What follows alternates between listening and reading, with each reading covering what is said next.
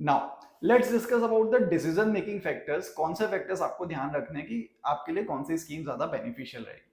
So number one is आपका cell scheme को है। अगर आप सेल कर रहे हैं कस्टमर्स को जिनका जीएसटी नंबर नहीं है, देन कंपोजिशन स्कीम आप ऑप्ट कर सकते हैं। बट अगर आपके सेल्स रजिस्टर्ड बिजनेसेस को है, आपका ज्यादातर sell B to B person को होता है, देन इन दैट केस आपको रेगुलर स्कीम में जाना ज्यादा बेनिफिशियल रहेगा। नंबर टू इज सेल आपका कौन से स्टेट में हो रहा है। अगर आप जिस स्टेट में काम कर रहे हैं वही स्टेट में आपका सेल है, तो इन दैट केस आप कंपोजिशन स्कीम ऑप्ट कर सकते हैं।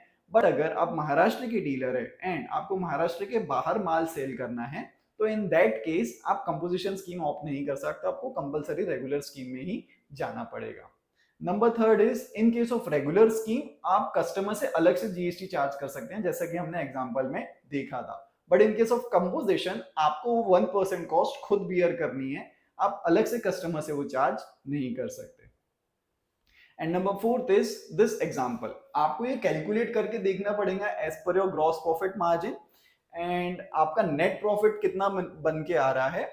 एंड इन केस अगर आपका नेट प्रॉफिट का जो कैलकुलेशन है depending upon your GP percentage, gross profit का क्या परसेंटेज है, ये आप एक पैरामीटर सेट कर लीजिए।